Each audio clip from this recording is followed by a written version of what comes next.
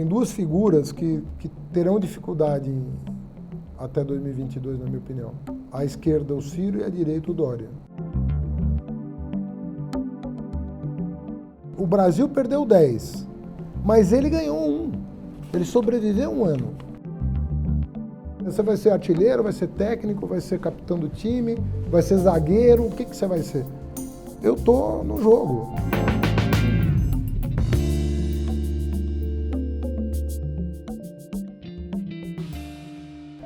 Olá, estamos aqui hoje no estúdio Folha UOL com o ex-prefeito de São Paulo, Fernando Haddad. Eu sou a Thaís Arbex, repórter da Folha. Ao meu lado está o Guilherme Mazieiro, do UOL. Olá, prefeito. Obrigada por ter vindo, por ter aceitado o nosso convite. Obrigado, Thaís. Obrigado, Guilherme. Prefeito, a gente está começando uma semana depois de muitos dias de intensa crise no PSL, o partido do presidente Jair Bolsonaro. Muito se dizia em todo esse período que só a esquerda vivia em crise, mas esses últimos acontecimentos mostram que também a direita não está tão unida quanto parecia há um ano, quando o presidente foi eleito. Como cientista político, eu quero que o senhor faça uma análise desse momento para a gente. O que o senhor acredita que seja o motivo desse racha? Olha, em primeiro lugar, eu discordo um pouco da ideia de que há uma divisão entre a esquerda e a direita no país. Há diferentes perspectivas. No campo progressista, você tem aí 5 partidos de centro-esquerda que naturalmente disputam espaço, mas sabem se unir em momentos decisivos na maior parte dos casos. Não em todos os casos, porque não seria nem razoável, mas em grande medida a gente procura convergir quando o projeto impõe uma estratégia de unidade. Nem sempre isso acontece. O segundo turno sempre ajuda, né? Quando tem segundo turno. O Brasil nem sempre teve segundo turno, mas a introdução do segundo turno nas eleições ajudou essa dinâmica, e eu acho que a direita também tem isso. O ano passado foi uma coisa um pouco fora do padrão, porque na verdade, o que aconteceu foi que a direita foi aniquilada no processo eleitoral, ou no período que antecedeu o processo eleitoral, e eu ousaria dizer, pela Lava Jato. A esquerda? A direita. A direita? A direita. Não seria o centro, prefeito? É que eu chamo de direita, o que você chama de centro, provavelmente, né? A centro-direita, vamos dizer assim, para ser mais, então, razoável. Mas PSDB e PMDB, atual MDB, implodiram durante o governo Temer, percebe? Você teve vários governadores do PSDB, alguns presos, alguns indiciados, alguns processados. Então você teve em Goiás problema, no Paraná problema, em Minas Gerais problema, em São Paulo problema, com governadores ou ex-governadores do PSDB. O Temer no olho do furacão, com vários correligionários presos ou processados, Gedel, Eduardo Cunha, Henrique Eduardo Alves. Diante dessa implosão da centro-direita, que estavam em torno do governo Temer, do projeto que ele representava, surgiu uma pessoa sem projeto, percebe? Uma pessoa que galvanizou um processo de insatisfação, congregando perspectivas que eu não diria contraditórias, porque não são, mas bastante incongruentes, vamos dizer assim. Então você tem os amantes do mercado a todo custo, que querem passar nos cobres o patrimônio público, o ultraliberalismo do Guedes. Você tem gente que não tem nenhum apreço pela democracia e quer uma saída autoritária para a crise, que é ali a turma do Moro e dos militares. E você tem a turma fundamentalista, que quer um Estado teocrático no Brasil, né? Fundamentalista mesmo, que é Damares, o Weintraub, o Araújo e o Salles, que compõem aí um quarteto fantástico, né, em torno dessa questão fundamentalista. Então, foi para baixo do guarda-chuva do Bolsonaro uma porção de expressões que não encontravam, né, de perspectivas que não encontravam expressão política. E que ele, de certa maneira, a bancada é isso. A bancada do PSL é esse samba aí que ninguém entende, de desafinação, porque tem gente ali com perspectivas inteiramente diferentes uns dos outros. Então não existe um partido ali propriamente. Existe uma pessoa que, por uma série de circunstâncias que não se reproduzirão, passou a ser considerado uma saída, mas que embaixo de si acabou atraindo um sem número de outras variantes, por assim dizer, que não estavam representadas nos processos eleitorais anteriores. Prefeito, o senhor falou que nos momentos-chave a esquerda se une num bloco de interesse comum para defender as pautas que interessam. Recentemente o ex-presidente Lula, em entrevista ao UOL, disse que o PT não deve abrir mão de candidatos nas principais prefeituras do país. Como que vai ser ano que vem? O PT vai tentar uma frente com a esquerda para combater essa direita que surgiu, que o senhor estava descrevendo? Olha, ou então o PT vai com as candidaturas? Então, isso aí é uma coreografia que acontece toda eleição. Tem é uma coreografia, um baile que acontece entre os parecidos para ver quem que vai representar o campo nas eleições. Então, se você perguntar para o PCdoB se ele vai abrir mão da candidatura em São Paulo, ele vai dizer não. Mesmo que seja por um candidato competitivo, ele vai dizer não, nós temos que lançar os nossos nomes. Até porque não vai ter coligação proporcional ano que vem. É a primeira eleição sem coligação proporcional. Então, é natural que os partidos ajam, em primeiro lugar, olhando para a sua sobrevivência, para a cláusula de barreira, para o lançamento de novos nomes. Ninguém pode pedir para esses 5 partidos, né, a que eu me referi, PDT, PSB, PCdoB, PSOL e PT, que abram mão imediatamente. Né? Agora, tem um processo de construção da convergência, que é natural. Cada um vai colocar as suas cartas na mesa, vai dizer o que tem na disputa. Isso vai se construindo. Eu não vejo nenhuma indisposição da parte desses partidos em construir unidades duradouras. Agora, vai ter. O PT tem essa indisposição? Vai ter capital que vai ter mais de um candidato da esquerda normal. Às vezes tem mais do que um competitivo. Qual é o problema? Então, não vejo também. Tem 2 turnos, conforme eu já salientei. Então, nós temos que ter cuidado para não ferir suscetibilidades e deixar o processo, né, com a disposição que eu vejo em todos os dirigentes, deixar o processo amadurecer. Mas nesse contexto de crise do PSL, de crise do bolsonarismo, né?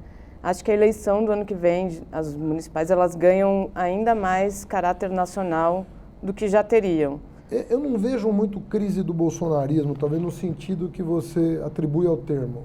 O Bolsonaro é uma crise, ele próprio. Ele se alimenta dela. É impossível imaginar um governo Bolsonaro que aposta na estabilidade, porque ele é a instabilidade.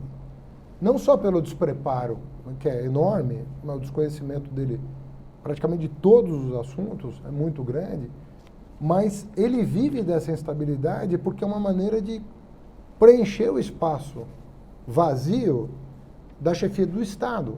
Como nós não temos um chefe de Estado propriamente dito, sequer um chefe de governo, a crise, ela ocupa o espaço. Então nós vamos viver assim. Nós temos que... A gente às vezes acorda e diz, não, hoje vai estar tudo bem, essa semana vai estar tudo bem. Não, não vai estar tudo bem. Mas mesmo sendo parte da estratégia... Não é estratégia. Você acha que não é estratégia? Não. O que é, então? É inerente a ele. É inerente a ele. É uma coisa... É quase que uma necessidade espiritual, né?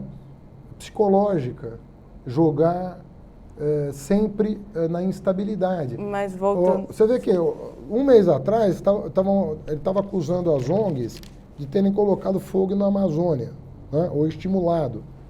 Agora o ministro dele está pedindo ajuda das ONGs para limpar as praias do Nordeste. Ou seja, você nunca sabe do que se trata, entende? E faz parte do enredo não saber. Porque a busca de coerência faria ele perder base. É isso que as pessoas precisam compreender. É difícil entender, porque é um fenômeno novo. Mas a coerência, a racionalidade, a estabilidade são conceitos que produzem mais problemas para ele do que essa instabilidade na qual ele navega. E a partir da qual ele mantém uma conexão com esse eleitorado que pela primeira vez encontrou, né, uma expressão, um canal político de se exprimir. Prefeito, nesse contexto, olhando um pouco para a eleição do ano que vem, 2020, em que ela deve ter um caráter mais nacional, que seria a oportunidade da esquerda se reposicionar, o senhor nem assim se está disposto a disputar a Prefeitura de São Paulo? Olha, não está na ordem do dia isso, por várias razões, né? Mas eu também acho que a eleição é nacional em termos. Algumas cidades, algumas pouquíssimas cidades, dão à eleição um caráter nacional, que são os casos clássicos, né? São Paulo e Rio, né? Mas sobretudo São Paulo, e talvez uma outra capital. Mas o cidadão, ele olha muito para as questões locais para votar no prefeito, mesmo nas capitais. Nas grandes cidades, ele olha muito para os problemas locais. Ele julga o prefeito, ele vai dizer se o prefeito está fazendo um bom trabalho, ele vai verificar se a alternância no poder vai trazer algum benefício para a sua comunidade. Como é uma eleição descasada, a eleição para prefeito, nem governador, nem presidente, você tem possibilidades que até permitem uma maior liberdade, sabe, para testar hipóteses, para testar conceitos. Então, eu sei que algumas cidades, São Paulo é uma delas, tem um caráter mais nacional, mas isso não é verdade para o Brasil. E quanto à sua candidatura? Então, ela não está colocada. Eu acho que o PT tem vários nomes para disputar a eleição.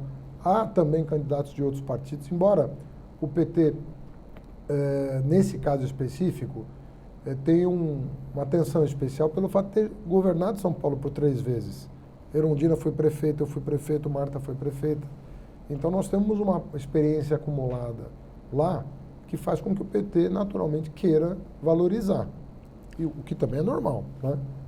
Então, eu acho que o arranjo que vai ser feito é um arranjo mais amplo no país, em torno de alguns nomes, mas dando liberdade para as forças locais buscarem um caminho também. Prefeito, o senhor citou ex-prefeitos de São Paulo. A Marta foi um nome que o senhor colocou, que já administrou a cidade. Recentemente, parece que tem uma sinalização de aproximação do ex-presidente Lula com a Marta. Como que o senhor vê essa aproximação? Seria bom para o partido? E ela poderia ser um nome para a prefeitura?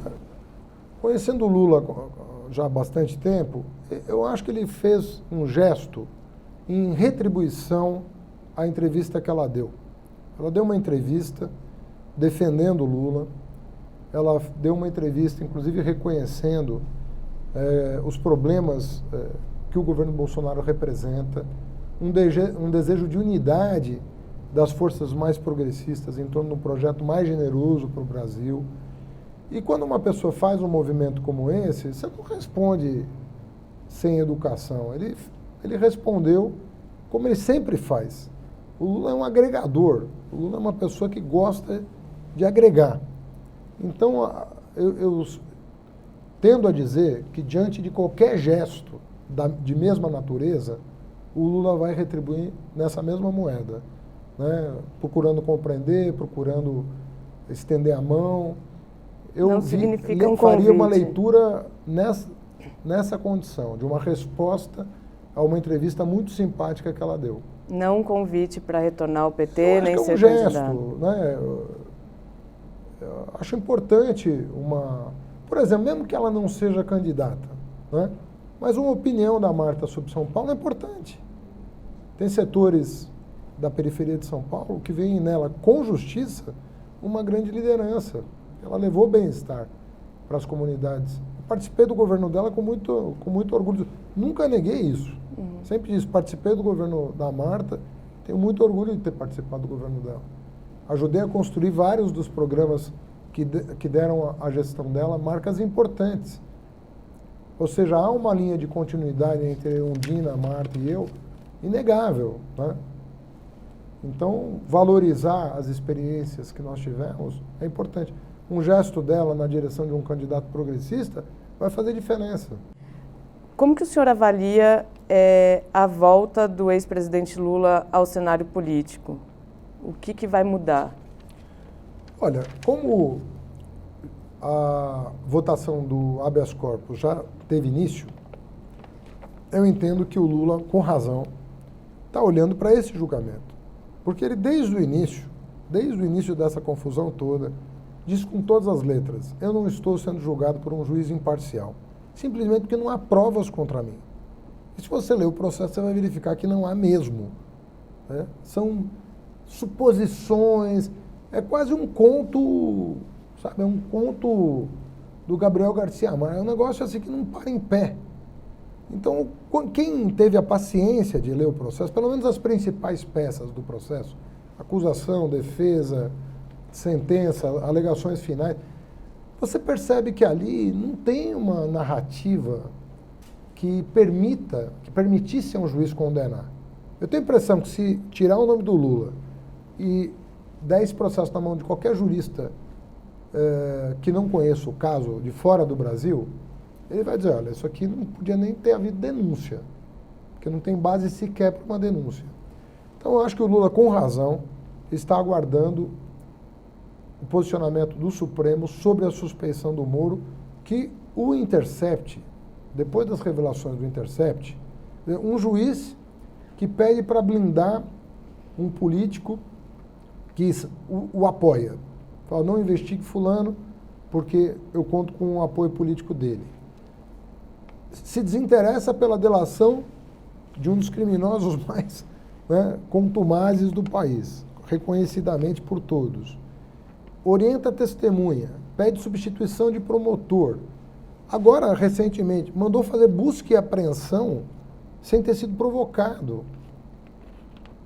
Ou seja, se isso tudo não for razão suficiente para declarar a suspeição do Moro, eu não sei mais o que seria, então, razoável, né? Você tem pelo menos uma dúzia de razões. O vazamento dos áudios, o não vazamento dos áudios que comprovavam que o Lula não estava buscando nenhum tipo de foro privilegiado. Ou seja, foi tudo muito meticulosamente construído pelo próprio juiz. Se isso não for razão para declarar suspeição, eu diria que nenhum juiz, então, vai ser declarado suspeito nunca mais. Prefeito, essa questão da Lava Jato, com as revelações do Intercept, deu mais fôlego para a narrativa da defesa do ex-presidente Lula e do partido. O Lula sempre negou qualquer tipo de envolvimento nos crimes apontados pela Lava Jato e dizia também que não estava a par do que acontecia, que não sabia os crimes que aconteciam, foi revelado pela Lava Jato. O que eu quero saber do senhor é, para o PT, o que a Lava Jato mostrou que o PT não sabia? Olha, na verdade, a gente sabe como é que você monta um governo conversando com as forças políticas para ter maioria. E o PT, ao contrário dos partidos de centro-direita ou de direita, sempre foi muito frágil no Congresso Nacional.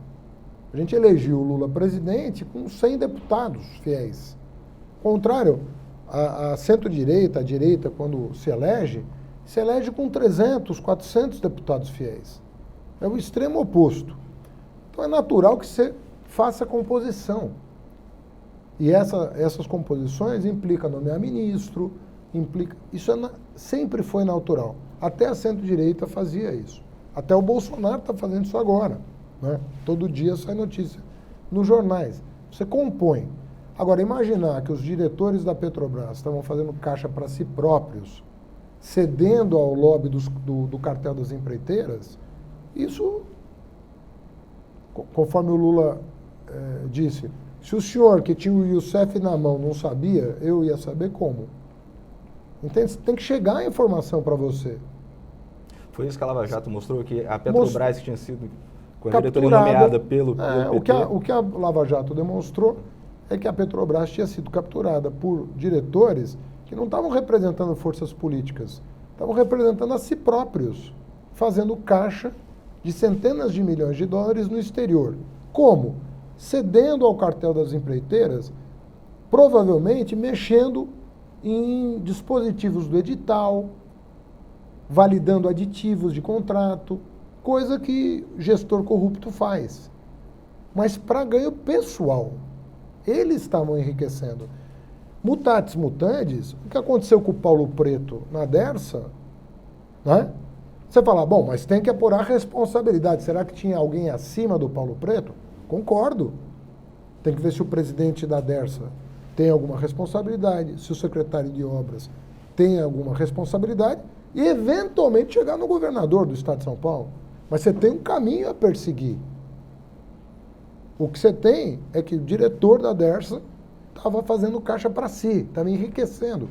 Ah, tem que analisar a cadeia de responsabilização. Concordo, mas sem pular etapas, sem querer fazer política com isso. Sair de um diretor e ir direto para o presidente da República.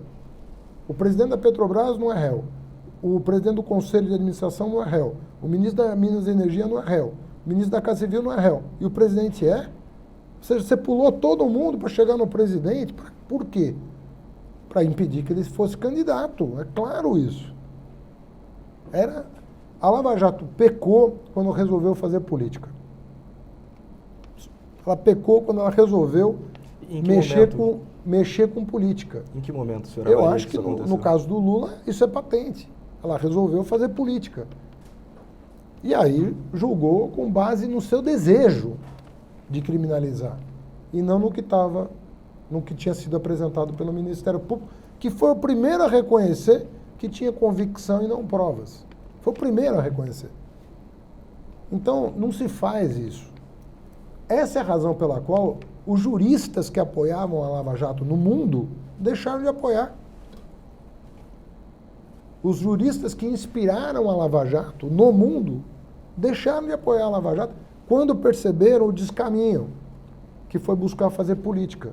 Agora, combater o cartel e os diretores corruptos, quem seria contra isso? O cartel tinha que ser desbaratado e os diretores da Petrobras punidos.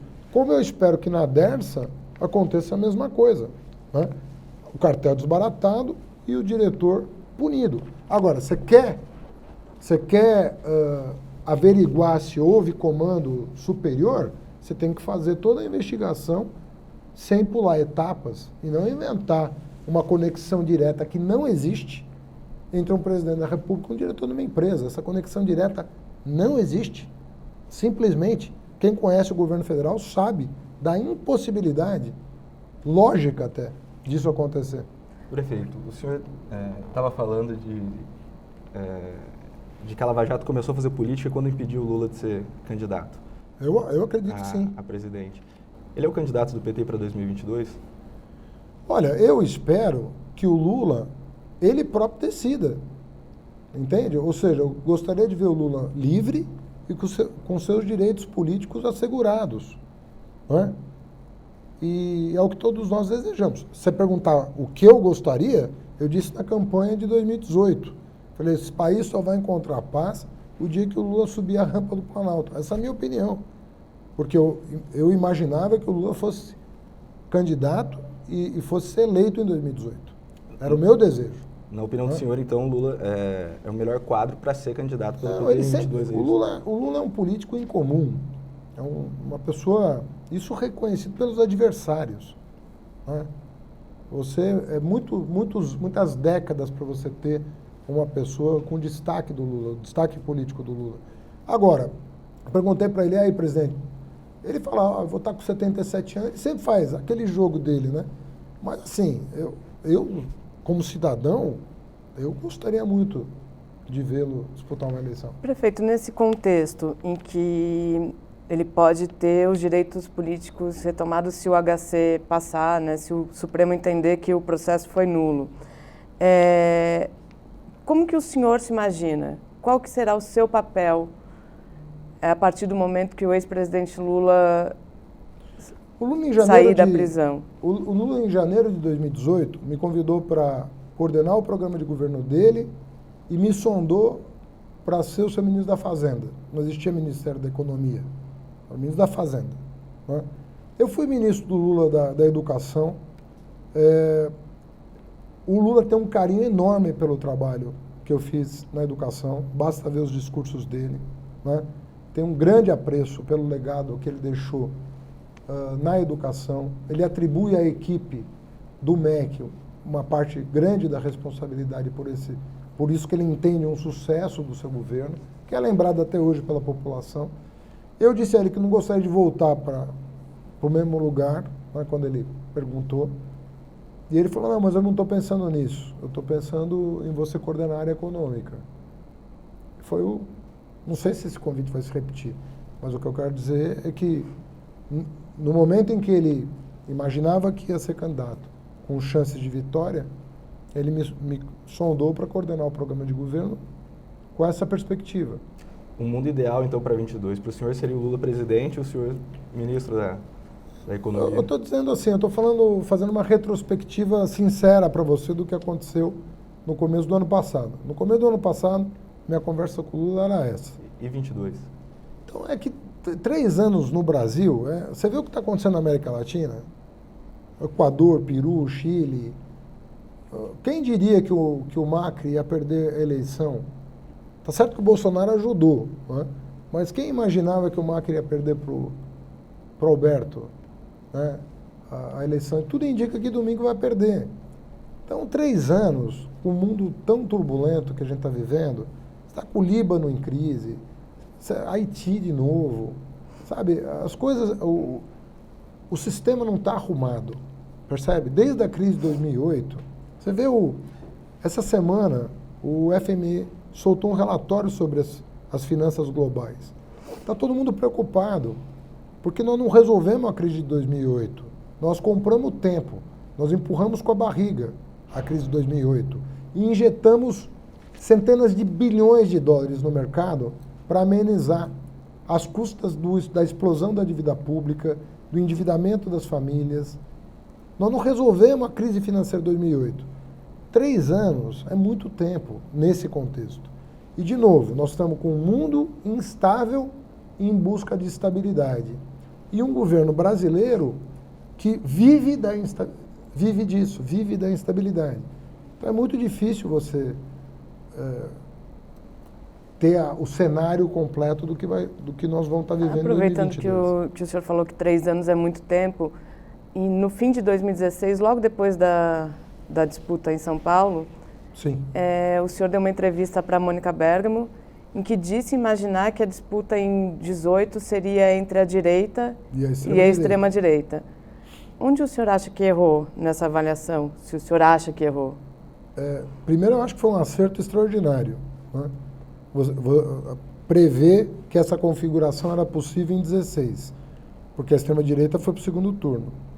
O que eu digo na mesma entrevista, que você leu a manchete, que diz isso, mas a entrevista, a Mônica Bergamo me pergunta, mas a esquerda não pode fazer nada? Eu digo, depende do que vão fazer com o Lula e depende do comportamento do Ciro. Então, eu digo, o quadro é esse, mas vai depender de algumas variáveis.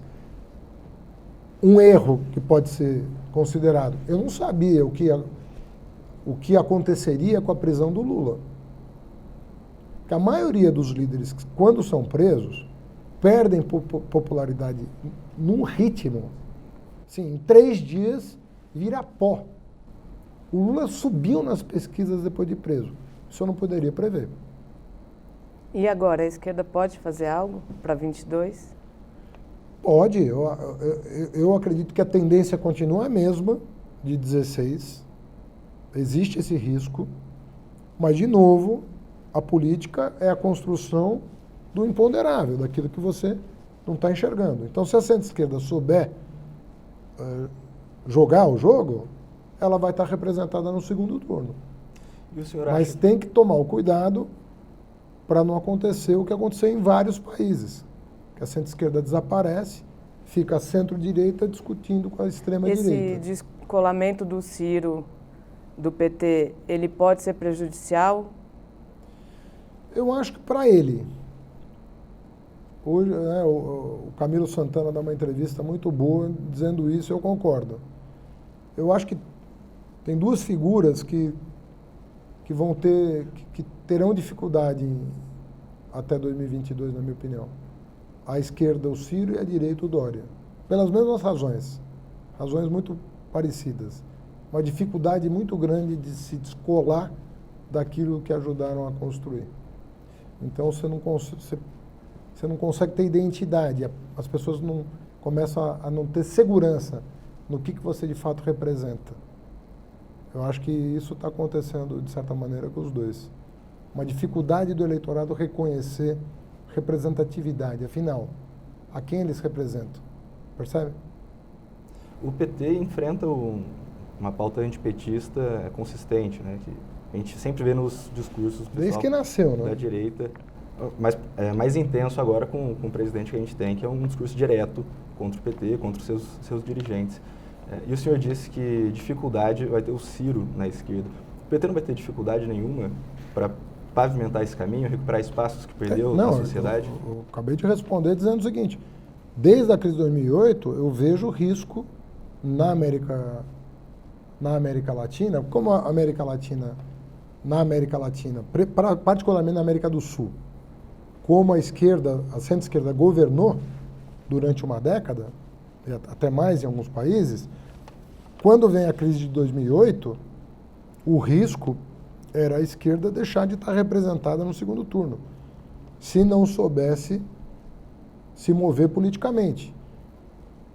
Eu acho que o PT foi exitoso de conseguir colocar um candidato no segundo turno no ano passado, com o Lula preso. É um feito isso, sob todos os aspectos. Pega na literatura se existe alguma coisa parecida. São raros os casos em que isso acontece no mundo, de um candidato ser preso e desse partido, do seu principal cabo eleitoral, colocar um candidato no segundo turno em 20 dias de campanha. Agora, o PT não é... O PT erra, o PT acerta, mas o PT tem uma densidade eleitoral importante, tem um enraizamento importante, representou para setores expressivos da sociedade uma possibilidade de emancipação. Então o PT tem um legado extraordinário em várias áreas. Prefeito, durante a campanha se fez muito essa crítica e ela continua, agora ela segue dizendo que o PT está muito amparado na bandeira do Lula livre. O senhor acha que essa bandeira atrapalha o PT a fazer uma oposição mais propositiva ao governo Bolsonaro? Olha, nós a todo momento temos iniciativas no Congresso, tivemos iniciativas para mitigar os efeitos da reforma da Previdência, que somamos ao centro, preservamos BPC, preservamos a aposentadoria rural, preservamos professores, tiramos de cena a capitalização do Guedes, sabe? Na reforma tributária apresentamos um projeto agora de como seria uma reforma tributária progressista, né? Lançamos um plano emergencial de geração de emprego que a imprensa deu. Então isso não está nos impedindo de apresentar propostas. A todo momento nós estamos apresentando. Obviamente que não tem a mesma visibilidade midiática, né? Até porque são temas mais áridos. É natural isso, mas o bloco progressista na Câmara está muito ativo. Mas especificamente na reforma da Previdência, foi uma reforma que o Temer tentou fazer e que no ano passado, por exemplo, tiveram centenas de manifestações apoiadas pelo PT, apoiadas pelas centrais sindicais, pelos movimentos mais ligados ao PT. Esse ano, o que se disse no Congresso é que parece que não teve uma ação da oposição. O BPC e o Rural... Mas teve em outras áreas. Por exemplo, eu acho que nós conseguimos constranger o governo a liberar o orçamento da educação. Alguém imagina que se em maio de 2019 o Bolsonaro ia liberar o dinheiro da educação? Não ia. Não ia liberar. Mandou os reitores se virarem. Só que aquilo foi um levante, os reitores se sentiram empoderados e reivindicaram a autonomia, o que incluiu o orçamento, e conseguiram o orçamento. Não liberaram tudo ainda, porque falta o dinheiro de investimento, mas o custeio está garantido, que é uma grande coisa. Percebe? Então, foi uma derrota do governo muito importante. O senhor acha que o PT está perdendo espaço para o PSOL, por exemplo, na Câmara? Por que, não sei se o senhor concorda com essa análise, mas a gente tem visto muito menos a oposição fazer barulho. A que o senhor atribui a É que o isso? governo faz muito barulho contra si próprio. Ele vive da instabilidade, conforme eu te falei. O noticiário tem duas páginas, uma dedicada ao que o governo está fazendo, a outra ao que os governistas estão criticando o governo. Então, tem a instabilidade gera esse tipo de coisa. Ela é a notícia. Você não tem a política organizada em torno de ideias. Você tem uma confusão generalizada que ganha repercussão nos meios de comunicação. Não tem como. Eu vejo vocês mesmos estão prisioneiros dessa agenda. Né? Então, é a líder do governo sendo, né, destronada e se voltando contra o governo. O governo, lideranças do governo atacando ela nas redes sociais. Aí é um bolsonarista que sai do Bolsonaro e vai para o PSDB. Então, o noticiário acaba sendo consumido por isso. Aí são os desastres naturais. O Bolsonaro, em vez de tomar providências para resolver o problema, acusa a ONG, acusa o Papa, acusa a Venezuela. E tem que dar. Como é que você não vai dar? Que o presidente da República do país xingou a mulher do presidente da França. Isso vira notícia. Isso aí consome espaço nas redes sociais, consome energia das pessoas. A briga dele com a Holanda, com a Suécia, com a Alemanha, as brigas que ele arruma o tempo todo, as disfunções do seu próprio governo, isso acaba consumindo o noticiário. Você não tem a política no Brasil hoje organizada em torno de temas. Tem A, tem B, deixa a população se manifestar. O que ela pensa, o que ela quer. Então, o Bolsonaro joga na desorganização porque é da onde ele se alimenta. Pela falta de projeto, pela falta de rumo, pela falta de perspectiva histórica. É uma pessoa que durante 28 anos não trabalhou.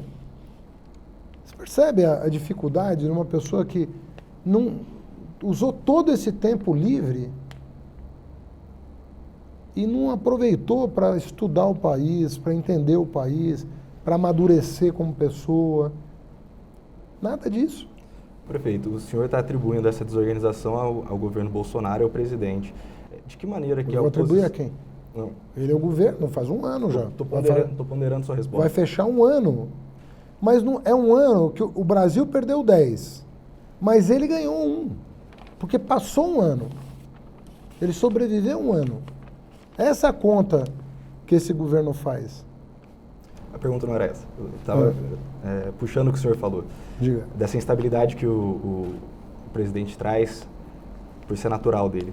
De que maneira que a oposição vai tirar alguma vantagem, enxergar uma oportunidade dentro dessa instabilidade? Então, acho que nós já... E está conseguindo fazer isso? Então, como ele é o presidente mais mal avaliado da série histórica, pegando o Datafolha, significa que tem muita gente acordando. Tem muita gente, né, que está percebendo, né, que nós estamos em dificuldades. Nós temos um desgoverno aí. Né? Agora, eu sempre sou realista em dizer o seguinte, ele dialoga com algumas pautas, ele dialoga com minorias apaixonadas que têm presença na sociedade brasileira. Vou citar algumas.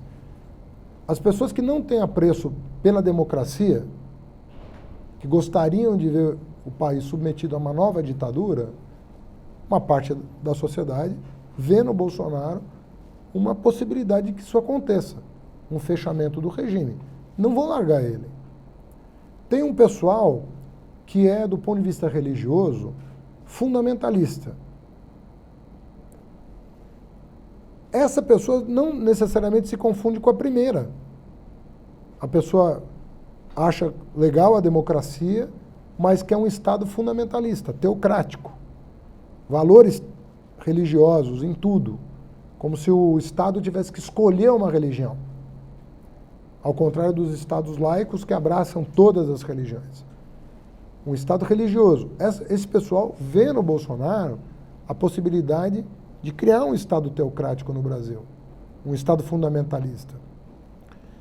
Tem pessoas que não se confundem com as duas primeiras, mas que acham que o mercado vai resolver todos os seus problemas, que o problema é o Estado, e que vem no Guedes a salvação da lavoura. Vamos destruir, acabar com o Estado brasileiro, vende tudo, entrega a soberania, vira um protetorado americano e ponto.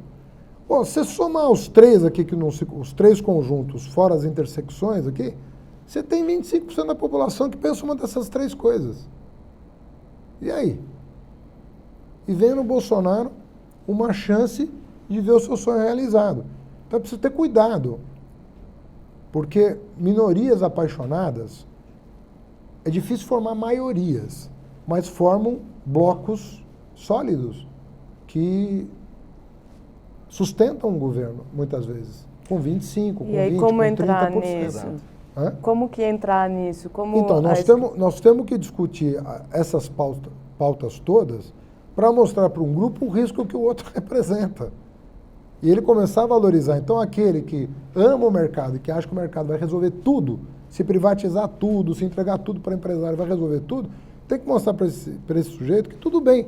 Se ele acha isso, a gente lamenta, mas ele a democracia tem que ser preservada e o fundamentalismo vai trazer muito mal-estar para o país. O obscurantismo vai trazer muitos conflitos. Então, mostrar para ele o quanto a sua agenda é antagônica com as outras duas. Uma economia liberal pode ser sustentada por um governo autocrático e fundamentalista, então ele tem que tomar cuidado com o que ele está defendendo. Então, você tem que ir mostrando as contradições que essas minorias apaixonadas podem gerar. Mostrar os riscos do ponto de vista que está associado ao dele, mas não necessariamente em comunhão com o dele, em harmonia com o dele. E isso é que está sendo feito E é um trabalho, não é um trabalho simples, porque você está, conforme eu disse, você está lidando com paixão. Você está lidando com paixão política. Então você tem que ir desconstruindo, respeitando, sendo tolerante, adotando uma postura pedagógica, ouvindo, assimilando crítica. É um trabalho, não é um trabalho simples. O senhor citou um pouco antes que acha que o país só vai, não sei se foi exatamente esse termo que o senhor usou, só vai pacificar quando o ex-presidente Lula subir de novo a rampa. É que me perguntavam na eleição passada, eu falava, olha, o que eu queria dizer com isso? Quem tinha que estar aqui disputando a eleição era o Lula, e vocês podiam derrotar o Lula no voto. Não precisava construir um processo ficcional para tirá-lo da disputa. Deixasse ele concorrer, expusesse as suspeitas e tudo, e deixasse o povo decidir. Sem inventar prova, sem inventar crime. Era isso que eu imaginava. Então, eu dizia isso, querendo dizer o seguinte, se o Lula recuperar os seus direitos políticos, é ele e o PT que vão discutir o que é melhor para o país, e ele terá todas as condições. Mas eu citei isso para fazer uma outra pergunta. Existe uma falta de novas lideranças? A esquerda é dependente do Lula? Sem ele não tem outro nome? E o senhor se considera uma liderança? Ele é eu não falo de mim mesmo, né? Nem fica bem. Mas o PT tem grandes lideranças. O Lula é a maior delas, porque está há 50 anos na estrada, tem uma capacidade extraordinária de agregar, é uma pessoa inteligentíssima que conhece como ninguém o Brasil e é o principal representante desse campo, não tem a menor dúvida. Mas nós temos grandes lideranças, no PT e fora do PT. Eu considero os nossos governadores, os 4, grandes nomes. Temos uma mulher entre eles, que é a Fátima Bezerra, lá do Rio Grande do Norte, mas o Camilo é um grande quadro, o Rui é um grande quadro, o Wellington é um grande quadro, o ex-governador Jacques Wagner, atual senador, é um grande quadro, o Flávio Dino do PCdoB é um grande quadro. Então eu estou falando de pessoas que estão conversando, que estão se respeitando, que estão elaborando e que estão disponíveis. Desses todos que eu citei, 4 não podem ser candidatos à reeleição, porque já se reelegeram. Tem toda a condição de representar ideias mais generosas, projetos mais generosos para o Brasil. O senhor citou esses novos líderes aí que o senhor identifica no PT, mas a cúpula do partido deve continuar sendo presidida pela Gleisi Hoffmann, deve ser reconduzida em novembro. Quando que o PT vai renovar a liderança interna da sua cúpula? Olha, a Gleisi, ela própria é uma renovação, né? Ela está há pouco tempo na presidência do PT, né? E assumiu numa situação de enorme crise e tem o respeito enorme da militância pela maneira altiva como liderou o processo, né? Atravessando esse período mais agudo. Então, na minha opinião, até com muita justiça, ela é reconhecida como uma pessoa que demonstrou uma capacidade de trabalho, de engajamento, né, de altivez, como pouca gente demonstraria numa situação como essa. Jamais se furtou a ir para a cena pública defender teses que estavam em minoria completa. Então não é fácil o trabalho que ela fez, não é pouca coisa o que ela fez, não é? Então é natural que uma parte do partido queira reconduzi-la à presidência. Não vejo isso como um não desejo de renovação, uma vez que ela própria foi, no momento em que foi alçada a presidência do PT, foi uma renovação, né? Ela não tinha ocupado nenhum cargo de liderança no PT até então. Então, a gente não precisa ter que renovar a cada 2 anos também, né?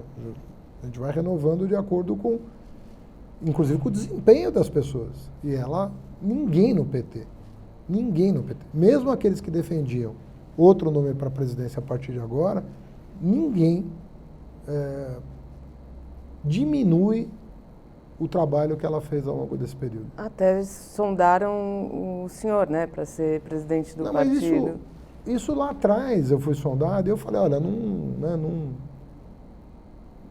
eu acho que não é como eu posso ajudar mais, né? Exatamente isso. Como que o senhor pode ajudar mais? O que o senhor enxerga no seu papel no partido e também para o país depois de ter... Sabe que o fato de eu, primeiro, ter uma profissão, eu sou professor universitário, então voltar para a minha vida acadêmica, para mim me deu... Porque depois de muitos anos, eu fiquei 20 anos praticamente fora da universidade.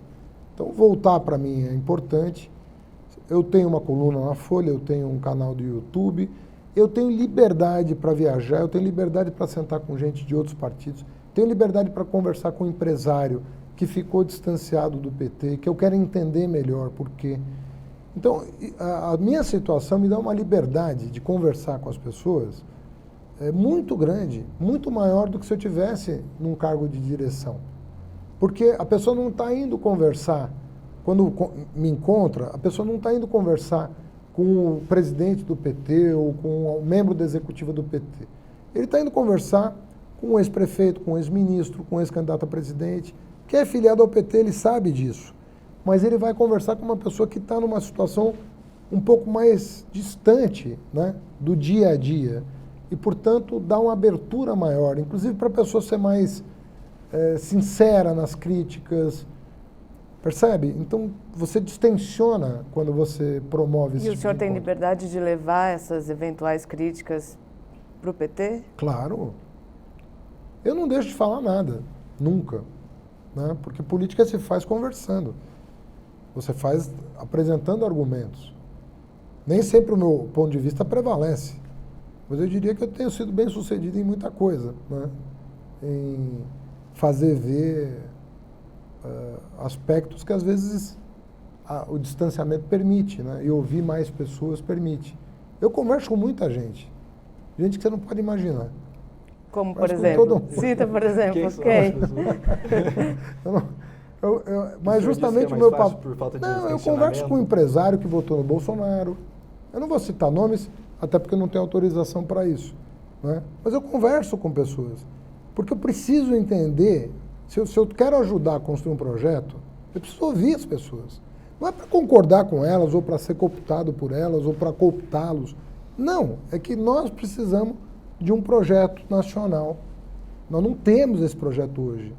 Na minha opinião, o Bolsonaro não representa um projeto nacional. Ele representa outra coisa. Conforme eu disse, ele dialoga com minorias apaixonadas.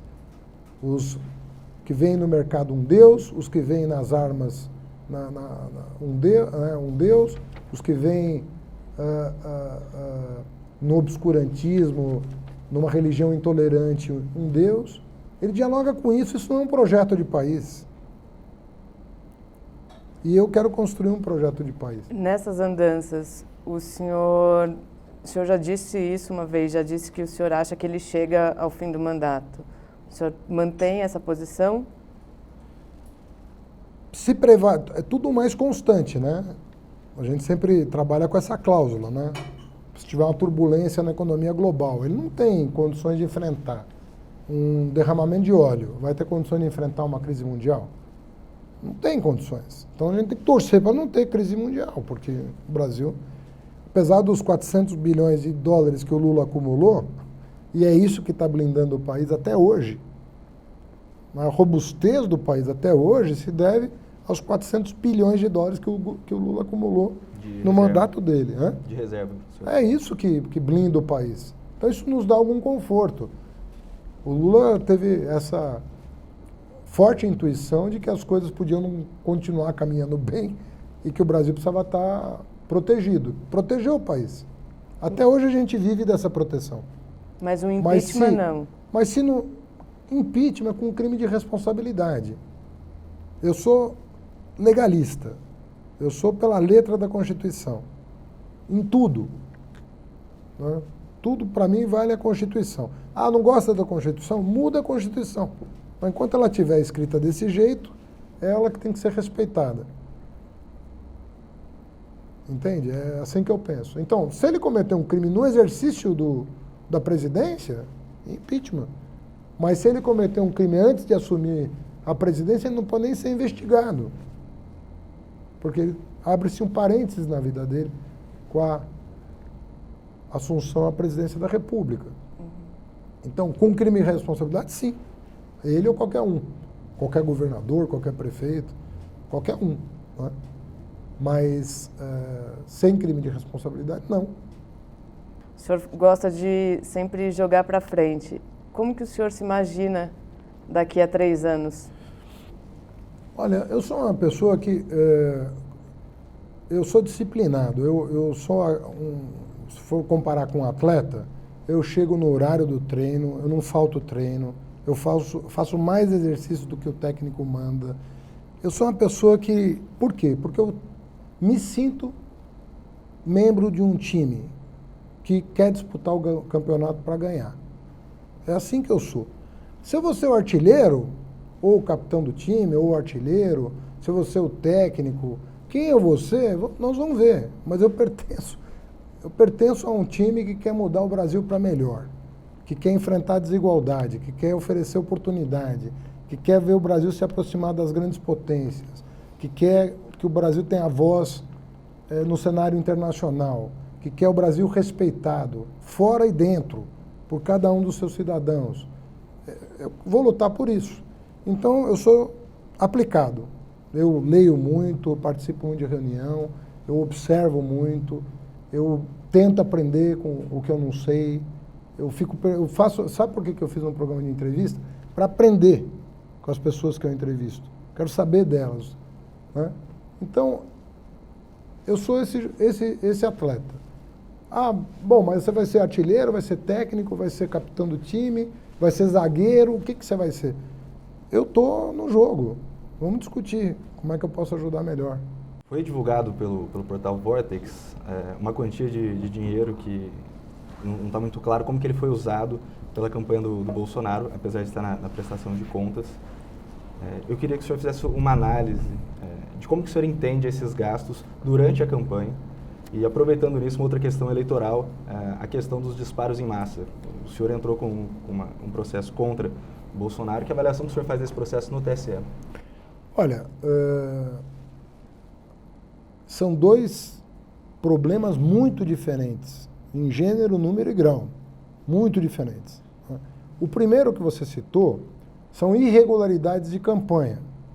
Você usar dinheiro lícito irregularmente. Por exemplo, dinheiro do partido você não pode usar na campanha. Você não pode usar recursos direcionados a candidaturas de mulheres e fazer uma manobra contábil para gastar de outro jeito. Isso são irregularidades com penalidades previstas na legislação. O segundo caso, não. O segundo caso é crime eleitoral grave. Se o Tribunal Superior Eleitoral quiser investigar, todos os especialistas sabem como fazer o caminho de volta e descobrir se o Bolsonaro usou caixa 2 de empresário para fazer os disparos que todo mundo sabe que aconteceram. Foram mais de 1 bilhão de mensagens disseminadas com calúnias, injúrias contra mim, contra a Manuela, contra o PT, etc. Se o tribunal quiser fazer essa investigação, basta chamar o WhatsApp. O WhatsApp sabe exatamente como tecnicamente ele tem que fazer para chegar aos responsáveis pelos disparos e saber quem pagou. Isso aí é crime eleitoral grave. E se for comprovado que os disparos foram pagos com dinheiro de caixa 2 fora do Brasil, usando números internacionais para disseminar calúnias, são 3 crimes. 3 crimes. Primeiro, uso de caixa 2, dinheiro sujo. 2, cadastros irregulares, a administração não permite, e com mensagens caluniosas. Se isso ficar demonstrado, isso é muito grave. E aí o Tribunal Superior Eleitoral vai ter que se debruçar. O senhor vê perspectiva de que isso tem um desfecho? Eu não estou vendo o ânimo de buscar a verdade. Eu não estou vendo o ânimo. O senhor diz do TSE. Eu não sei se tem... Porque eu também não quero falar dos ministros, porque tem técnicos orientando. Eu não sei se eles estão informados sobre a maneira pela qual vai se chegar aos responsáveis. O caminho que eles estão escolhendo é o caminho mais longo. E tem um caminho curto para chegar aos responsáveis. Vamos ver se a CPI das fake news consegue acelerar o passo. Porque eu tenho certeza que se chamar o personagem lá do WhatsApp, que declarou com todas as letras, né, no exterior, o que aconteceu na eleição do Brasil em 2018, ou ele fica calado, ou ele fala a verdade, porque se ele mentir ele pode ser preso. Então, das duas, uma. Ou ele fala a verdade, ou ele se cala para não produzir prova contra si mesmo. Mas tem como chegar à verdade. A própria Joyce Hasselmann insinuou isso no Twitter nesse fim de semana. Pode prestar depoimento. Eu não sei o que ela sabe de verdade. Mas o Paulo Marinho, o empresário Paulo Marinho, numa entrevista para Andréa Sadi, falou, era aqui que a gente disparava as fake news, mostrando um salão da casa dele. Quer dizer, tá na cara, né, de todo mundo o que aconteceu. E eu, assim, como eu fui a vítima, a Manuela 5 vezes mais do que eu, gostaria de registrar isso. A Manuela foi 5 vezes mais caluniada do que eu. E eu fui muito. Então eu fico imaginando o que ela sofreu. Né? Então, se quiser chegar à verdade, não é difícil tecnologicamente. Nós temos todas as ferramentas para chegar à verdade. O que seria ótimo, não só para o Brasil, seria ótimo para a democracia no mundo, porque outras democracias podem sofrer ataques similares. O senhor acha, então, que a questão é mais técnica do que política para essa investigação andar? Eu acho que se houver disposição, eles não são obrigados a conhecer tecnologia. Imagina um tribunal, mas para isso que existem técnicos, especialistas, consultores que podem municiar o tribunal das ferramentas necessárias para se chegar à verdade. Nenhum tribunal do mundo está preparado para o que aconteceu no Brasil. Nenhum. Então o papel do tribunal é se abrir para receber os subsídios necessários para enfrentar esse enorme desafio tecnológico, que coloca em risco. A Inglaterra sofreu isso, gente. Olha o nó que a Inglaterra está até hoje. Ninguém sabe como é que o Brexit foi votado até hoje. As suspeitas de envolvimento da Cambridge Analytica no Brexit, a suspeita é enorme. Do Steve Bannon, que é amigo do Bolsonaro, é enorme.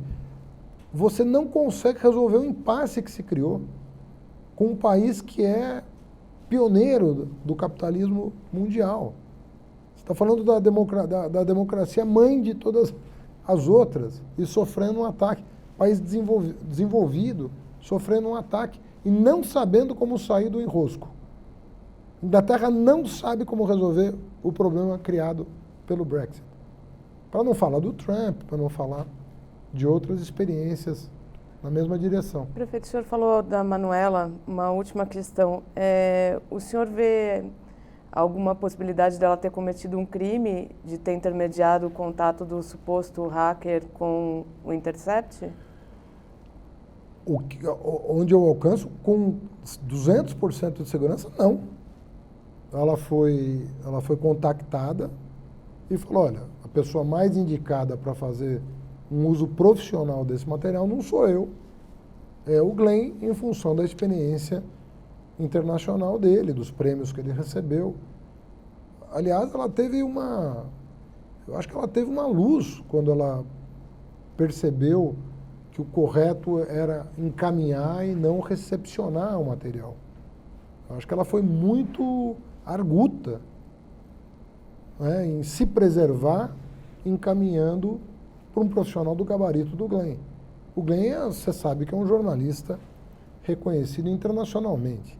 E não teria conseguido fazer parceria com a Folha, com o UOL, com o Reinaldo Azevedo, com o El País, entre outros, se não fosse o prestígio que ele tem como jornalista no mundo. Então, esses veículos não entrariam numa barca furada. Então, chegou às mãos certas. E ela realmente teve um cuidado, né, quase uma premonição de que aquilo não deveria ir para as mãos dela, não seria a pessoa mais indicada. Então, ela agiu exemplarmente. E outra, né, fez o que nenhum promotor fez até agora, né? Levou o celular para a polícia e entregou. Falou, pode conferir o que eu estou falando. Nenhum promotor até hoje fez isso. E nem foi pedido. Está aí o Supremo Tribunal Federal querendo validar as mensagens da Vaza Jato, tecnicamente, né? Confirmando a veracidade daquelas mensagens que, a bem dizer, já está provada, né? Porque vários dos personagens já disseram que aquilo é real. Muito obrigada, prefeito, por sua presença aqui. Obrigado, Guilherme.